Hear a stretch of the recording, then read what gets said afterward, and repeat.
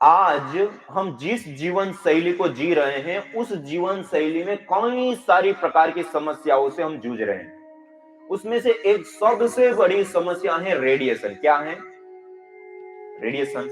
आज mobile, laptop, TV, computer, LED light से लेकर के कई सारे इलेक्ट्रॉनिक उपकरणों के साथ साथ हम आज कार्बनिक पदार्थों का भी प्रयोग करने लग चुके हैं। ये सारी चीजें रेडिएशन छोड़ती है और आज हम एक रेडिएशन के जाल के बीच में जी रहे हैं। और उस रेडिएशन के दुष्प्रभाव के कारण हमारे जो न्यूरॉन्स होते हैं, जो हमारे शरीर के पूरे जो मैसेज होते हैं उसको जो प्रसारित करते हैं, वो न्यूरॉन्स को डैमेज करने का सबसे बड़ा कारण रेडिएशन है। और यहां तक कि अधिक रेडिएशन वाले स्थान पे रहा जाए तो कैंसर जैसी घातक बीमारियां भी हो जाती है। मधुमक्खी, चिड़िया आदि मर जाते हैं।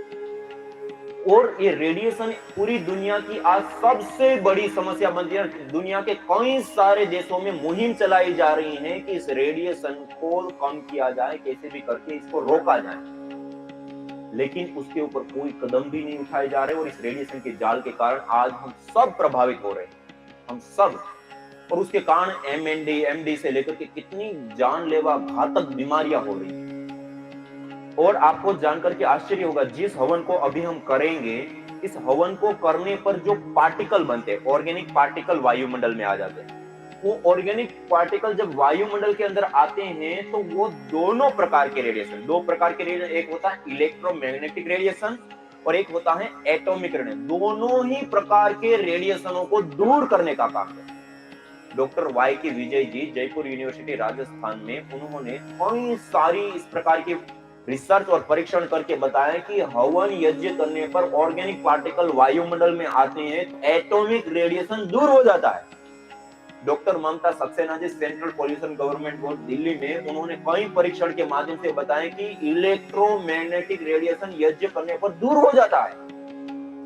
और इतना ही नहीं, एक बहुत पुरानी एक विदेशों की रिसर्च सामने आई थी। उस समय उस देशों में कार्बनिक पदार्थों से जो निकलने वाला रेडिएशन, जिसको एटॉमिक रेडिएशन, उस एटॉमिक रेडिएशन का बहुत भारी मात्रा में फैला हुआ था। उसके कारण से सारी चीजें एटॉमिक रेडिएशन से युक्त हो गई थी। उस समय चावल, जो अन्न होता है, वो भी जो एटॉमिक रेडिएशन से प्रभावित हो गए थे, उन चावलों को उन्होंने एक पानी लिया थोड़ा सा और उस पानी के अंदर यज्ञ की भस्म डाल करके उसको मिला दिया और उसके अंदर वो चावल डाल करके कुछ घंटे छोड़ दिया।